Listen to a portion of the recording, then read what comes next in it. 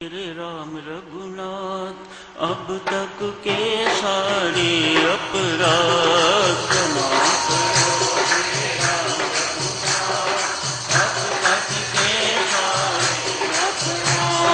क्षमा करो मेरे राम रघुनाथ अब तक के सारे अपराध क्षमा करो मेरे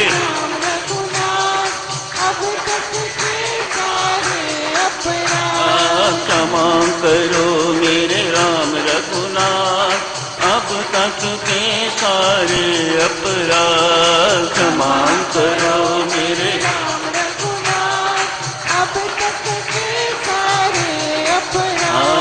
क्षमा करो मेरे राम रघुनाथ अब तक के सारे अपराध क्षमा करो मेरे राम रघुनाथ अब तक के सारे अपराध क्षमा करो मेरे राम रघुनाथ अब तक के सारे अपराध क्षमा करो मेरे राम रघुनाथ अब तक के सारे अपराध क्षमा करो मेरे राम रघुनाथ अब तक के सारे अपराध क्षमा करो मेरे राम रघुनाथ अब तक के सारे अपराध क्षमा करो मेरे राम रघुनाथ अब तक के सारे अपराध क्षमा करो मेरे राम रघुनाथ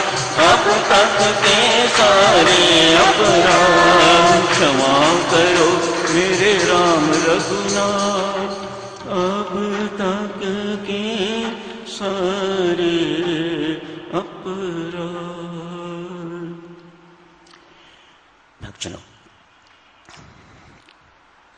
आज श्री गीता जी पर चर्चा न करके सम्राट अमृत फिल्म की चर्चा न करके आज परमेश्वर के दरबार में इस समय प्रार्थना के लिए प्रयोग करते हैं। आपको भी लग रहा होगा इस वक्त प्रकृति का प्रकोप सारे विश्व भर में छाया हुआ है।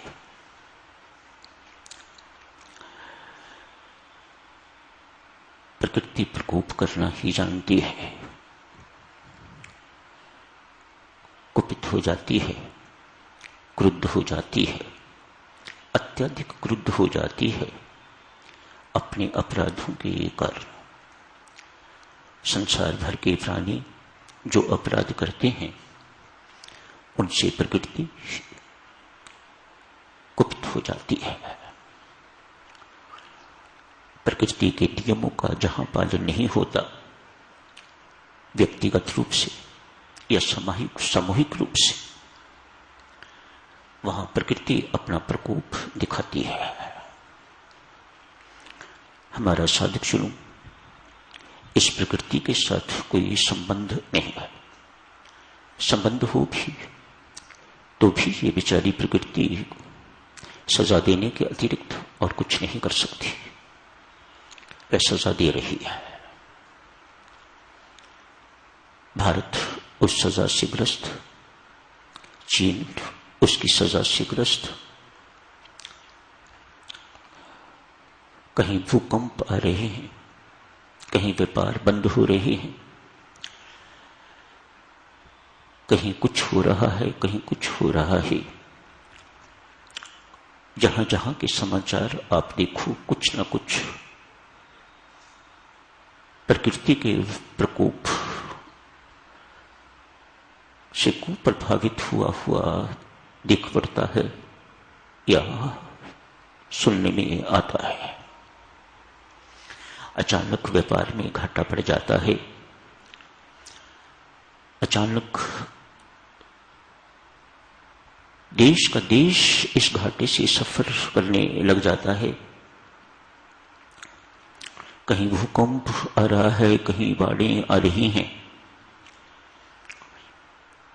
लाखों करोड़ों की संख्या में लोग बेघर हो गए हुए हैं। खाने को कुछ नहीं, पीने को कुछ नहीं, ऊपर से रोगों से ग्रस्त हो रहे हैं। कहीं सहायता पहुंच रही है, कहीं सहायता भी नहीं पहुंच रही। जहां पहुंच रही है वहां उनको सहायता मिल पा रही है, नहीं मिल पा रही, वह भी परमात्मा ही जानता है। इन सब हालात को देख के साधक चलो, जिसके ये अधीन है प्रकृति, उस तक हमारी पहुंच है, वह है परमात्मा। परमात्मा क्षमा कर सकता है, प्रकृति क्षमा नहीं कर सकती। वह मात्र दंड दे सकती है, आपके व्यापार में घाटा डाल सकती है, आपके कर्मों के अनुसार आपका व्यापार बंद करा सकती है, आपके कर्मों के अनुसार आपको बाढ़ से इस प्रकार से ग्रस्त करके घर से बेघर कर सकती है प्रकृति, लेकिन आपके अपराधों को क्षमा नहीं कर सकती प्रकृति। ये प्रकृति की प्रकृति नहीं है, उसका स्वभाव नहीं है, वह हमें क्षमा करना नहीं जानती। शायद परमात्मा ने यूं कहिएगा, प्रकृति को ऐसा अधिकार भी नहीं दे रखा हुआ कि तू क्षमा कर। क्षमा परमात्मा ने अपने हाथ में रखी हुई है। आज उसी क्षमावान परमात्मा को अप्रोच करते हैं, उसकी चरण शरण में जाके आज गिड़गिड़ाते हैं। वह जब किसी के लिए कुछ भी करना चाहिए, प्रकृति अपने आप में कुछ नहीं कर सकती, वह भी परमात्मा के इशारों पर नाचती है। तो परमात्मा से जो इसको निचाने वाला है, जो इसका सूत्रधार है, ये तो बेचारी कठपुतली है। जो इसको नचाने वाला है, आज साधकजनों सामूहिक ढंग से उसके दरबार में प्रार्थना करते हैं, परमात्मा इस प्रकृति के प्रकोप को तू ही शांत कर सकता है। मेहरबानी करके इसे हुक्म दे कि ये प्रकोपित न रहे, ये कुपित न रहे, ये अपने कोप से शांत हो। तभी साधकजनों संसार में जो कुछ हो रहा है वह कुछ घटेगा, बंद तो शायद न हो। जीव बहुत बलवान है, ये सुनता नहीं, ये मानता नहीं। इतनी चोटें भी इसके सिर पर पड़ती हैं, उसके बावजूद भी ये झुकता नहीं है, अपराध के ऊपर अपराध करता जाता है। आप जी से हमेशा अर्ज करता हूं, इंसान परमात्मा ने इतना बलवान बनाया हुआ है, परमात्मा ने अपना रूप रंग अपने गुण इसमें दिए हुए हैं, बलवान है, अति बलवान है। दो के आगे ये झुकता है, उनके आगे इसकी नहीं चलती। एक तो है परमात्मा स्वयं, जो चाहे वह करे, उसके आगे मानो परमात्मा को ही हमें झुकाना आता है। हम परमात्मा के आगे ही झुक सकते हैं। आप कितने भी क्यों ना 30 मार हो, लेकिन परमात्मा चाहे तो आपको एक क्षण में अपने श्री चरणों में झुका के रख देगा। एक तो देवी परमात्मा है, जिसके सामने, जिसके आगे ये व्यक्ति झुकता है। दूसरे है उसकी संतान, उसके आगे भी इंसान कितना ही बलवान क्यों ना हो, कुछ नहीं चलती। आपको अपनी संतान के अनुसार ही चलना पड़ेगा। जैसे हमें भगवान के अनुसार चलना पड़ता है, ऐसे ही हमें अपनी संतान के अनुसार भी चलना पड़ता है। न जाने कब इस माथे, साफ सुथरे माथे पर कलंक लगा के रख दे, धब्बा लगा के रख दे, जो कभी मिटने वाला नहीं। आप कुछ नहीं कर सकते, आप अपनी संतान नहीं बदल सकते। तो शास्त्र सही कहता है, आप दो के आगे झुकते हो, एक है परमात्मा और दूसरी है संतान।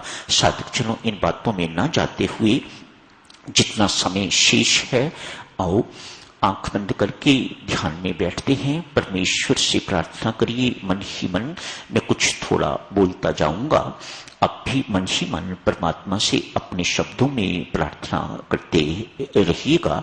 आज का दिन आपसे मैं प्रार्थना करता हूं, दिन भर इसी प्रार्थना में व्यतीत कीजिएगा।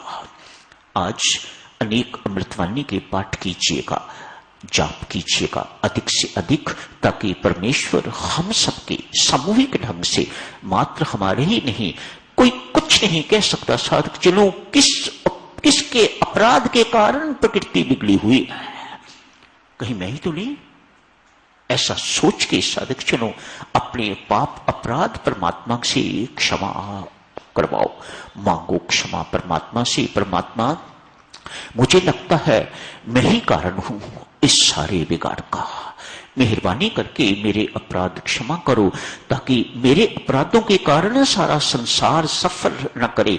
इस वक्त तेरा संसार, तेरे बच्चे हैं परमात्मा। आंख बंद करिए जी, सब आंख बंद करके परमेश्वर का आह्वान करके उसे याद कीजिएगा, उसके आगे प्रार्थना कीजिएगा। परमात्मा देव, तेरे बच्चे तेरे दरबार में, मेहर कर हमारे ऊपर। जाने अनजाने न जाने कितनी गलतियां हमसे हो जाती हैं, न जाने कितने घृणित अपराध हम कर देते हैं। परमात्मा, मुझे लगता है मैं ही इस सारे जितना भी डिजास्टर हो रहा है इस संसार में, उसका कारण मैं ही हूं। मेरे अपराधों के कारण ही प्रकृति प्रकोपित है, कोप में है, इसलिए वह हम सबको सजा दे रही है। संसार का कोई कोना परमात्मा ऐसा दिखाई नहीं देता जहां प्रकृति के प्रकोप का कुप्रभाव न हो। हर व्यक्ति हर जगह इस वक्त बिल्कुल ग्रस्त है, इससे बिल्कुल इसकी पकड़ में है परमात्मा। इस वक्त मेरे राम, यूं कहिएगा कि इस वक्त प्रकृति के हाथ में भी कुछ नहीं है, प्रकृति के हाथ में बिगाड़ ही बिगाड़ है। परमात्मा देव, सुधारने वाले तो आप हो, आप सब कुछ ठीक कर सकते हो, सर्वज्ञ हो, सब जानते हो। परमात्मा, आपको कुछ बताने की आवश्यकता नहीं, मैं मूड आपको कुछ बताने की चेष्टा कर रहा हूं। कौन सी ऐसी चीज है मेरे राम जो तू नहीं जानता, पर फिर भी अपनी तसल्ली के लिए परमात्मा तेरे आगे गिड़गिड़ा रहे हैं, तुझे बता रहे हैं। तुझसे क्या छिपा हुआ है, तू सब जानता है, तू सर्वशक्तिमान है, सर्वसमर्थ है परमात्मा, दयालु है, कृपालु है। फिर तुम्हें हमारे ऊपर तरस क्यों नहीं आ रहा? मेहर करो परमात्मा, हम मात्र आपको याद ही दिलाते हैं, आप अतिशय दयालु हो, अतिशय कृपालु हो, परम सुहृद हो परमात्मा, हम सबका भला चाहने वाले और भला करने वाले हो। आज सामूहिक ढंग से हम सब तेरे दरबार में गिड़गिड़ा रहे हैं परमात्मा। हमारी गलतियों की ओर न देखकर परमात्मा अपने क्षमा करने के स्वभाव को देखो। मेरे राम, कितने समर्थवान हो आप, कितने क्षमावान हो। जिंदगी में इतने अपराध हम नहीं कर सकते जितनी तेरी एक बार की क्षमा कर देती है। अपने स्वभाव को याद करो, हम आपको आपका स्वभाव याद दिलाते हैं परमात्मा। अपने स्वभाव को याद करते हुए हमारे ऊपर मेहर करो परमात्मा, हमारे ऊपर दर्श करो। देखो किन किन इलाकों में वर्षा हो रही है, वर्षा से लोग बेघर हो रहे हैं, बाढ़ आ रही है। सुबह उठते ही कहां पानी आ जाएगा, कहीं मेरे घर में ही तो नहीं, कोई पता नहीं। ऐसे हालात बने हुए हैं मेरे परमात्मा, आप इन सब को जानते हो, आप बेखबर नहीं हो, आप सब कुछ करा रहा स्वामी।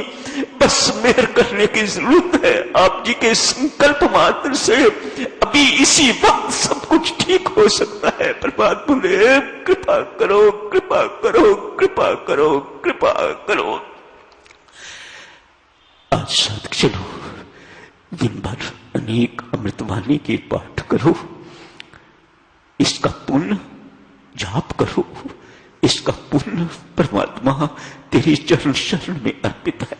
हमें नहीं जानता, हमें बोध ही नहीं है क्या पुण्य है इन सब बातों का। जो कुछ भी है सब तेरी चरण शरण में अर्पित है। परमात्मा आप प्रकृति को हुक्म दो, आप हुक्म दे सकते हो परमात्मा।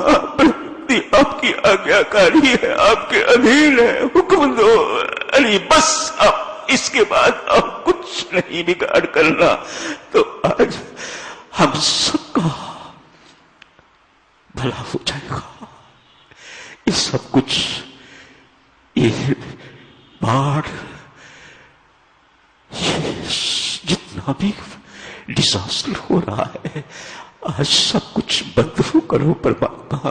आज से सब कुछ बंद हो जाए, अब वर्षा ना हो। और परमात्मा वर्षा की बूंद बादल छाए हुए देखकर दिल घबराता है, न जाने क्या होने वाला है, क्या ये प्रकृति कर देगी। हे देवाधिदेव हमारे ऊपर तरस खाओ, मालिकों के मालिक है परवरदिगार, तरस खाओ हमारे ऊपर, कृपा करो हमारे ऊपर, कृपा करो परमात्मा, कृपा करो हमारे ऊपर। हे दीन दयाल कृपा करो। कृपा के सिवा परमात्मा कुछ मांगना नहीं आता, कुछ कहना नहीं आता। कुछ अधिक कह दिया हो तेरे हुजूर में परमात्मा, उसके लिए भी हम अबोध बच्चों को, नादान बच्चों को क्षमा करना परमात्मा, क्षमा करना, क्षमा करना परमेश्वर, क्षमा।